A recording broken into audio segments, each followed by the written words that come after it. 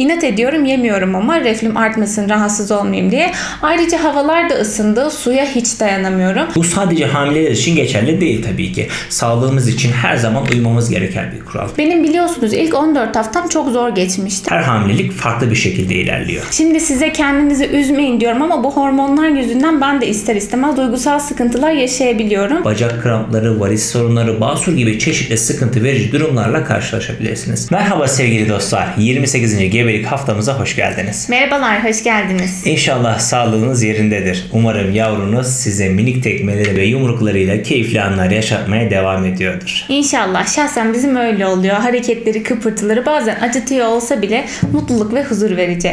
Bu arada 28. gebelik haftasına ait Barış'la harika bir bilgilendirme videosu hazırlamıştık.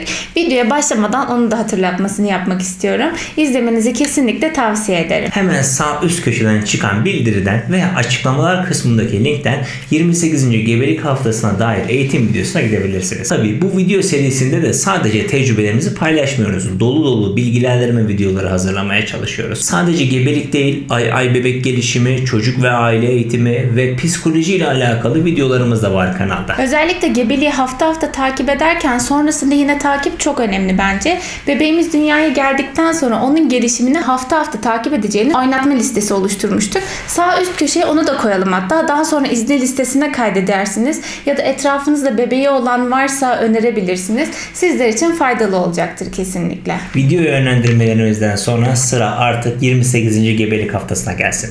28. hamilelik haftasındaki anne adayların minik yavruları ortalama 1 kiloyu geçmiştir. Boyu yaklaşık 38-39 santim civarındadır. Her hafta olduğu gibi bu haftada bebeğimizi bir sebzeyle kıyaslamak gerekirse iri bir patlıcan boyutlarında diyebiliriz. Gözlerini açıp kapatıyor, gelen ışığı fark edebiliyor. Hatta gözlerini kısıyor bu ışıklar geldiğinde. Saçları ve kaşları oluşmaya devam ediyor. 28. gebelik haftası itibariyle mide yanmaları yaşamaya başlayabilirsiniz. Fakat bunun sebebi hurafelerde olduğu gibi bebeğinizin saçlanması değil. Tabi biliyorum bunun farkındasınız ama yine de hatırlatmak istedim. Zaten bebeğimiz bir kese içerisinde, yani saçlarıyla mideye dokunma gibi bir durumu yok. Bebek büyüdükçe yukarı doğru çıkıyor. Haliyle mideyi de sıkıştırdığı için aslında mide yanmaları, reflü meydana gelebiliyor. Aynen. 28. gebelik haftası döneminde bebeğimizin cilt altı dokuları, organlarının etrafı hızlı bir şekilde yağlanmaya devam ediyor. Gebelikte 28. haftadan sonra ultrason muayenenizde daha sevimli, bebeksi bir görünüme sahip olduğuna şahit olabilirsiniz. Şimdilik ilk etapta aktarmak istediklerimiz böyleydi. Evet Rabia'cığım, sen bu haftalar neler hissettin? Ne gibi tecrübelerle karşılaştın? Bir de senden dinleyelim istersen. Peki 28. haftamız kızımızla genel olarak eğlenceli geçti diyebilirim. Artık ne zaman uyuduğunu, ne zaman uyandığını az çok tahmin ediyorum sanırım. Özellikle Ramazan'da gece düzenimiz biraz değişmişti. Şimdi normal düzeni geri dönerken o da bana her zaman olduğu gibi ayak uydurmaya çalışıyor. Geceleri çok uyanıyorum. Uyandığım vakitler sanki acıktım sinyallerimi veriyor artık bana, bilmiyorum.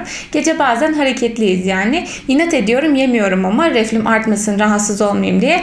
Ayrıca havalar da ısındı. Suya hiç dayanamıyorum. Bol bol içiyorum ama hani eğilmesem bile su geri geliyor. O yüzden su içtikten sonra biraz dinleniyorum. Öyle dolanıyorum. Yemek saatlerimizi zaten geriye çektik. Çok geç vakte kalmamaya özen gösteriyoruz. Genellikle ortalama saat 5 gibi akşam yemeğini falan yemiş oluyoruz. Aynen. Zaten gece yatmadan en az 3 saat önce son atıştırmalar bir kenara bırakılmalı. Bu sadece hamileler için geçerli değil tabii ki. Sağlığımız için her zaman uymamız gereken bir kural.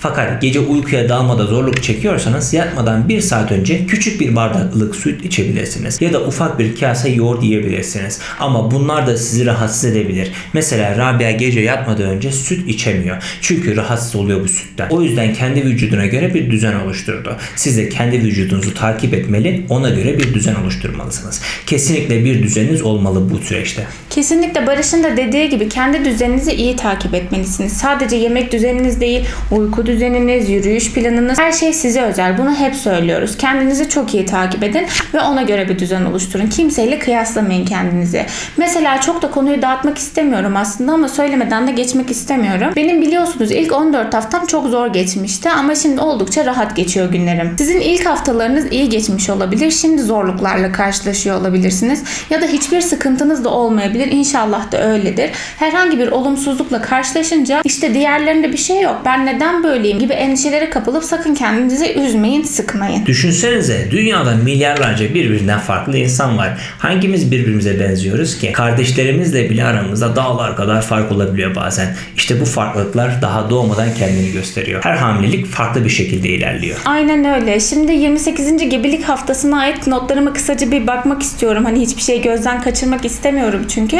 Şimdi size kendinizi üzmeyin diyorum ama bu hormonlar yüzünden ben de ister istemez duygusal sıkıntılar yaşayabiliyorum. Bu hafta tam 2 gün aşırı bir sırt ve bel ağrım oldu. Ağlattı beni, yani o derece oturamıyordum. Dedim ki herhalde bundan sonraki hayatım hep böyle devam edecek. Hep bu ağrılarla yaşayacağım. Ama çok şükür dinlendim. Zaten yapacak bir şey de yok ya. Yavaş yavaş düzeldi o da. Sırt ağrıları, bel ağrıları 28 haftalık gebelik dönemiyle birlikte artık kapınızı bol bol çalacak. Hatta sadece sırt ve bel ağrıları değil, bacak krampları, varis sorunları, basur gibi çeşitli sıkıntı verici durumlarla karşılaşabilirsiniz. Henüz başınıza gelmediyse bile önlemlerinizi almalısınız. Sırt ve bel ağrısı şikayetlerini önlemek veya azaltmak için günlük egzersizlerinizi mutlaka yapmalısınız. Bacak krampları kalsiyum ya da magnezyum eksikliğini işaret ediyor olabilir. Bacak ağrısı ve kramplarla ilgili kanalda videolarım mevcut. Onları da açıklamalar kısmına ekledim. Bir de 28 haftalık gebelik döneminde basur sorunuyla karşılaşabilirsiniz. Bu sorunu önlemek için elinizden geldiğince kabız olmamaya özen göstermelisiniz.